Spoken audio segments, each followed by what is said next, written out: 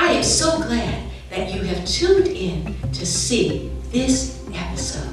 Let me give a shout out to all my friends, my family, and all those that are across the U.S., Ghana, Kenya, and South Africa. I say, sawubona. Now, stay tuned as we have a special guest, Dr. Belinda Ross, again to grace this episode of Heart to Heart with Dr. Ross. The doctor is in the house.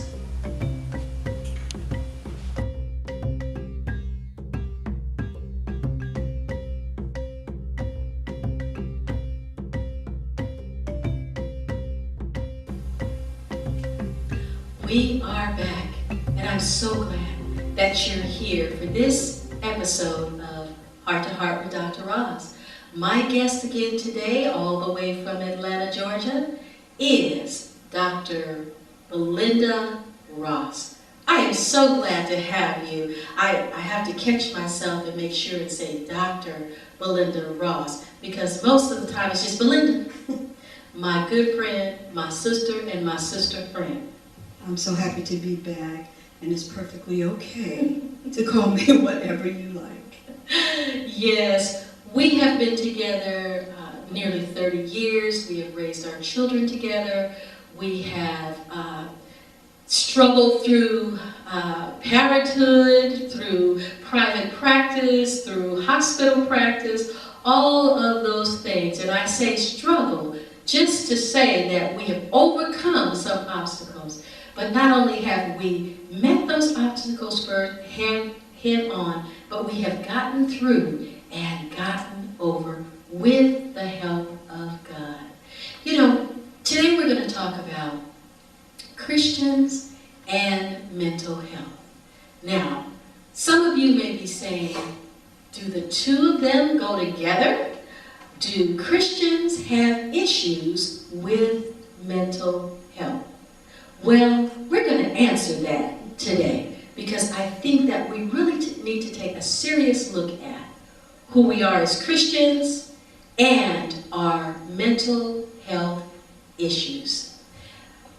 Dr. Ross, you are a clinical psychologist, and perhaps we would like to say that those people that have come to your practice and to mine during the year were not Christians. Let me just ask you, is that so?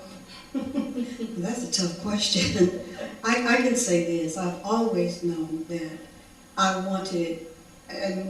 always wanted to be a Christian therapist. Yes. Because I was a Christian first. Yes. I gave my life to Christ very, very young. But I also wanted to understand the heavier needs that people had, emotional needs that people had. And I wanted to know, you know, just like you go to a doctor when your chest hurts or you have heart surgery and all of these other things medically, well, what about your mental well-being? Yes. And I thought that was very important because I've seen people very depressed in the church, very sick in the church. I'm going to stop you there. Because you notice that she said it twice, in the church. Absolutely. I believe that both of us were in practice where we were Christian therapists in a Christian mental health program. So if you think that the two of those things are not congruent, you cannot have a Christian and a mental health ailment, then I'm glad you tuned in today because we need to take a look at this. Yes, we have Christians with mental health issues in the church. Saved, sanctified, filled with the Holy Spirit, and perhaps anxious or depressed. I think I have a great example of what I'm talking about. Yes. In Los Angeles, when I practiced there, and I was with a Christian group, every one of us, there were 8 people in that group, and we were incorporated. Every one of us were Christians. When we start our meetings, we start with prayer. When we end our meetings, we start with prayer. When we talk with our patients, we talk freely about God. Yes. But we also are educated to understand various mental disorders. So I developed a relationship with many of the pastors in Los Angeles. And what they would tell me is, and these were pastors who really cared about the people there. They said, wait a minute, I'm doing something and I'm not so sure I'm getting through here. Yeah. And they would call me and say, Doc, I've gone as far as I can. Now I really need you to help us out here. I said, okay. And so here's just one situation where this particular gentleman was very close to the pastor. I mean, he was superintendent of Sunday school. He was a deacon. I think he was a head deacon. He had been married over 30 years. And when his pastor called me, he said, can you see this gentleman for me? And I said, what's the problem? He said his wife cries all the time. And he doesn't understand it. He's talked to her. He's done everything he can. He's a good man. He takes care of her. He pays the rent. He buys the clothes. And she never has to never worry about whether she has to eat or not, because it's there. He said, would you just talk to him for me? So sure enough, the gentleman came, and he came with his Bible under his hand, under his arm, and when he came in, he was dressed very nice, and he sat down, and I said, sir, can you tell me what's going on? He said, well, I don't know, my pastor sent you here because, my wife, she cried all the time. Mm-hmm. I don't understand it. I said, do you love her? He said, I love her very much. I said, well, tell me about your marriage. He said, I do everything for her. He said, I bought the house, I paid the rent, I buy her clothes. He went on and on and on about all the things that he did for her.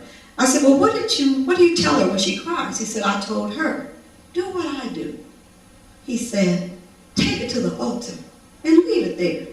He said, I don't cry. I really don't cry. Mm-hmm. I said, okay. So then I asked him to tell me about some of the things he did in the church. And of course, he had his Bible. He knew scriptures one after the other. And to be honest with you, see, I'm in the church too. And as he was going through some of those scriptures, it sounded pretty good to me. And I was like, yeah, I could remember. Wait a minute. Now there's a situation here. Mm-hmm. So I asked him, I said, do you believe everything you just told me about in that Bible? Do you believe it? He said, yes, ma'am, I do. I said, everything? He said, yes, ma'am, I do. I said, now you just told me you don't cry. You told your wife she needed to take it to the altar and leave it there. I said, there's a very small scripture you just missed. Yes. Called Jesus wept. Now, anybody can whip up a cry, but when you weep from the soul. Yes. And I looked at him and I said, sir, you don't cry? Are you greater than he? Mm-hmm. This man cried for 45 minutes. And I allowed him to cry. He wept like a child. Mm-hmm. And when he finished, I said, sir, what is it?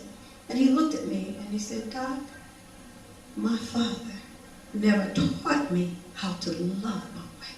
Yes. He said, I don't even remember the last time I hugged her. Mm-hmm. And don't ask me when the last time it was that I kissed her. Mm-hmm. He said, that's all she wanted. Yeah. He solved his own problem. Yes. That's the kind of stuff we do. Right. The thing about Christian therapy is that I tell people over and over again, psychology gives us a lot of tools to work with. Right. A lot of good strategies, a lot of good coping skills, but the only person that has ever healed anybody was Jesus. All right. So even though we integrate psychology and Christianity because we're looking at truth, we're looking at the truth that God has given. Right. Those things do blend together so that the person can achieve wholeness. And as we just go to a ministry moment here, we're going to continue with Dr. Ross, but as we go to this ministry moment, it is good to see that it is because of God's amazing grace that we are where we are. I've said previously before that it's not degrees, it's not credentials, it's not any of those things, but it's by the grace of God, because He looked beyond our faults and He saw our needs.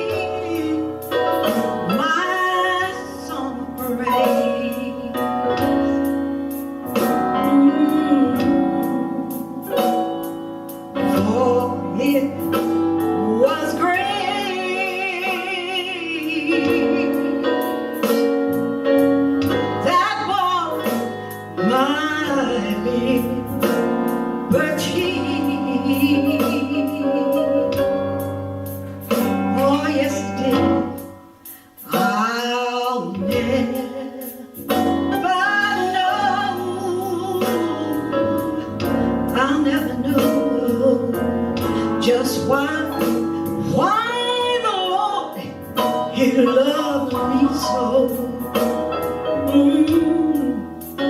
He loved me so. He looked beyond all of my faults. He saw my need.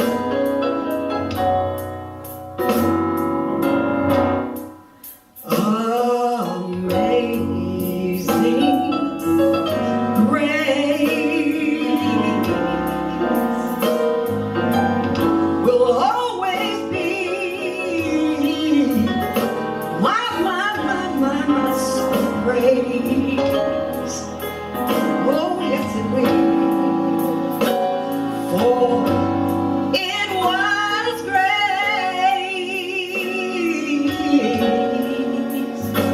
It was grace that bought my liberty.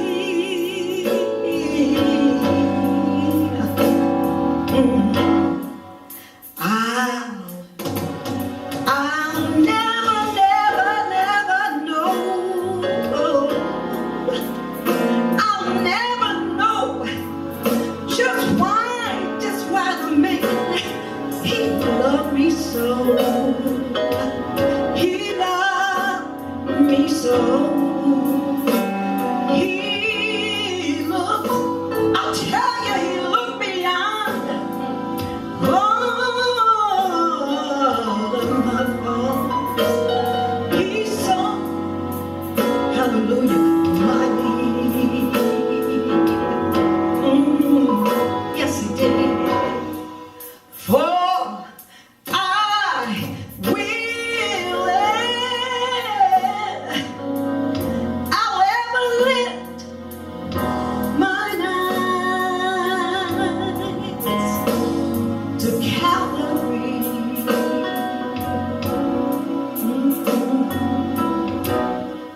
To you, the cross, where Jesus, he died just for me.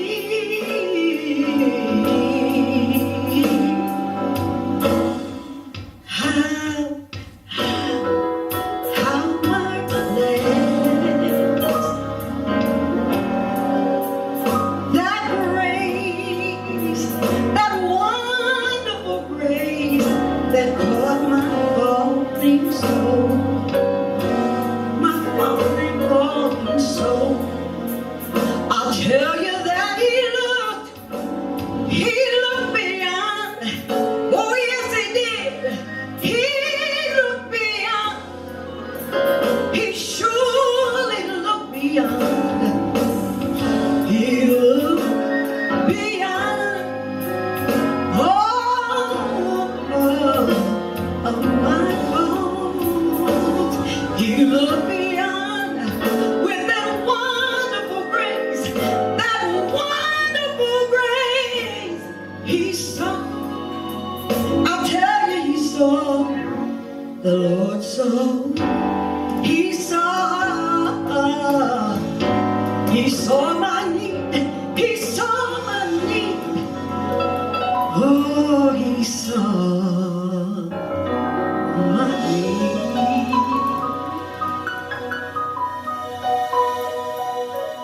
We are back. Most certainly, God looked beyond our faults and saw our needs. He came to earth in flesh and he brought truth, and he is truth, and truth does what? Sets us free. Truth makes us free. Now let's look at some of the truth of integrating psychology and Christianity. Christianity is a lifestyle. It's not a religion. It is a way of life. It's built on relationships. And most of our mental health problems are based on breakdowns in relationships. What are some of the disorders that Christians come to the office with, some of the problems? We see quite a bit of what we call major depression. Mm-hmm. And anytime I say something like that, I'm talking about to the extreme. We all get depressed. Yes. We're human. We get depressed. But we get through it. We get over it. Some people can't. Mm-hmm. They have a very difficult time getting over it. Yes. Losses, Mm-hmm. domestic abuse, Mm-hmm. substance abuse. Yes. I see a lot of substance abuse. Yes. And that is both male and female. Right. One of the things that we're looking at right now is that prescription drug abuse is everywhere. Mm-hmm. And it is the #1 drug, not the street drugs, not over the counter. It is actually prescription drugs. And a lot of people, they call it, especially a lot of housewives and women, they call it closet addicts. Yes. Because they're overtaking things like Valium and Xanax and things like that because they have severe anxiety and severe depression, Mm-hmm. and not really working through the problem. And it's very easy to become addicted without even realizing, that that's happening. Family breakdown. Right. I'm going to play a little bit of the other side right here, and I'm going to say, well, you mean to tell me that as Christians, we're taking prescription drugs such as Xanax, such as Wellbutrin, such as Prozac. We're taking those as Christians? Yes, we And the are. answer is resoundingly yes. It is absolutely Yes. true. Sometimes there's not only the mental difficulty, mental and emotional, but sometimes there are some organic problems, which means sometimes there are irregularities or imbalances within the body, hormonal imbalances that will cause the extreme anxiety or the depression. Both Dr. Ross and I worked for a Christian program that was an in-hospital program. Christian in-hospital program where people were admitted because they had different disorders, mental disorders, emotional disorders, problems that were cropping up in their lives. We've seen a lot of substance abuse, but not only the substance abuse, but the victimization. Women and men, but especially women that I've worked with in their early 30s who had the so-called perfect life, but yet, why am I feeling this way? And why is my relationship with my husband strained? And why is this happening? Why am I having these dreams and nightmares? And we were able to trace back early molestation, early victimization that had happened. So this does happen even to those that are saved, even of those that are of the household of faith. I think, also, you talked about chemical imbalances and things Yes. like that.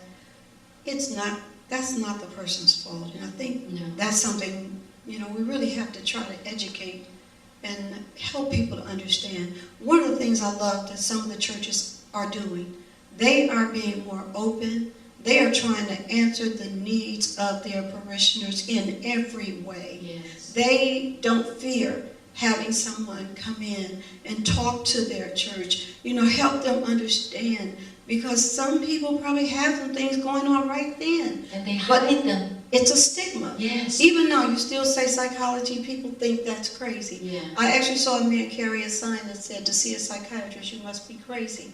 And I said to myself, my God, if you have a problem and you need it, then to see one, to not see one, It's crazy. and my analogy to that is, if we were physically hurting, I would say somebody stabbed you or you had an appendicitis attack and you were standing at an emergency room door. Common sense, only common sense would tell you, there are doctors in there that can help you. Right. They can save your life.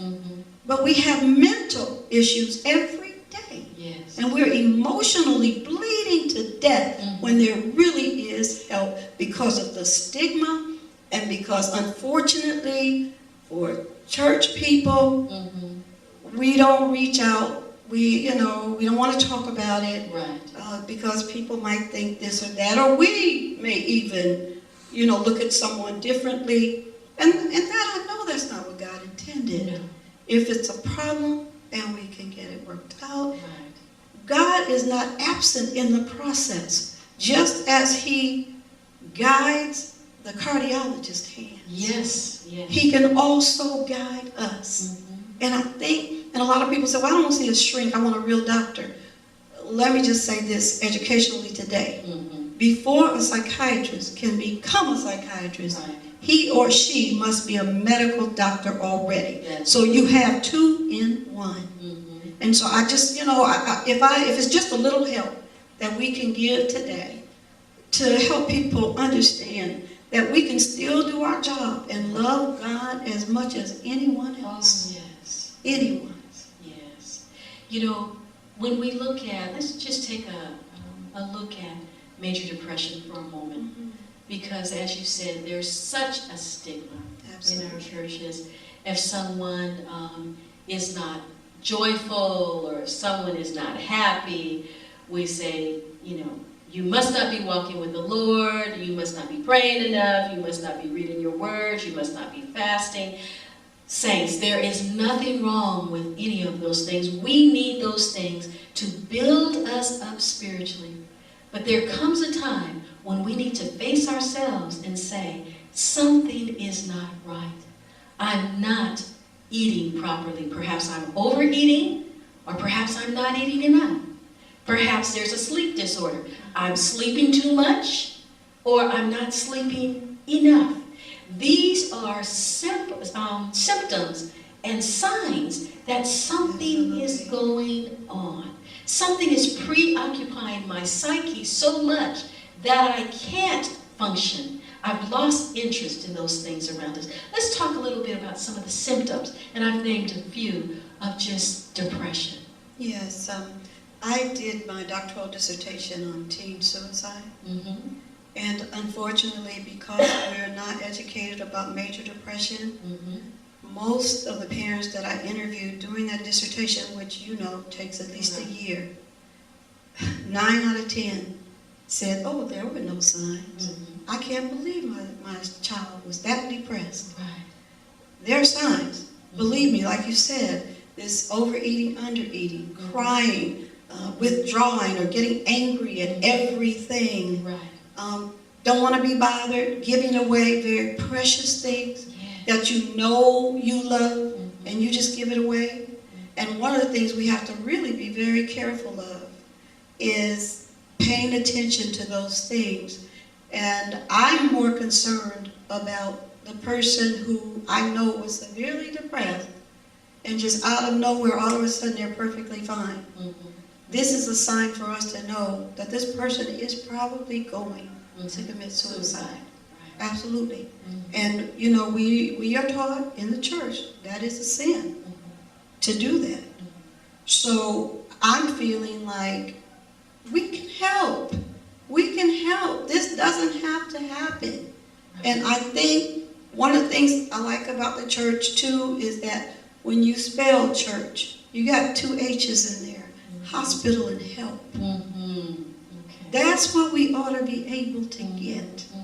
Along with our salvation. Yes. Because we know we get some help. Okay? Yes. But it is also, we want to save people. And so to save them physically, to save them mentally, and to save their very soul. Yes. And I think we have to look at people as a whole. And look at ourselves. Yes. Look at ourselves. I'm just going to be honest. When I lost my mother, I wasn't happy and jumping around like everything was okay. No. I was deeply depressed. Yes. Deeply depressed. And I remember through the Bible, when I was a little girl, I learned about Job. And I walked around my kitchen and I said, though he slay me, yet will I trust him. Yes. And all I could do was hold on to God. I just held on. Yes. And talked to whoever wanted to talk to me. And just because we're clinicians, we're also human, and we understand that. Yes. And so, I think that's something, especially in the church, we can be so much more helpful. That is so important that we as Christians learn to reach out to other Christians. I know my husband and I have talked about starting encouragement centers in churches. And That's really nice. That's something that we're going to dwell on at Really another nice. time. But during this time, we just want to leave you with, if there are some things in your life that feel like they are slightly adrift, if you feel depressed, if there is some anxiety, if you are undergoing some things such as natural grief, just because of the way that our world is constructed, fear not. First of all, you are not alone. You have the Lord there with you. Secondly, reach out to a trusted person.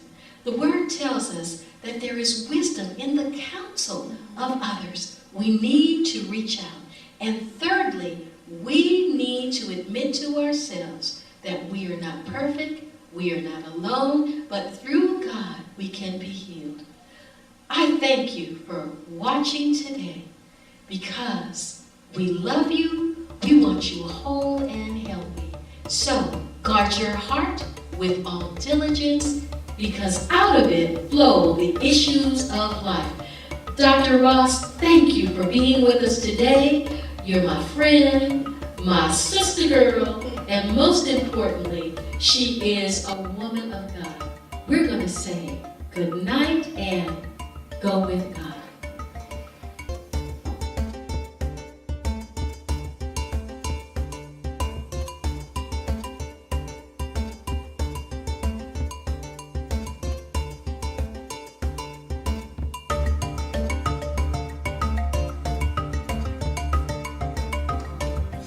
Heart to Heart with Dr. Rosalind T. Hill is a worldwide ministry.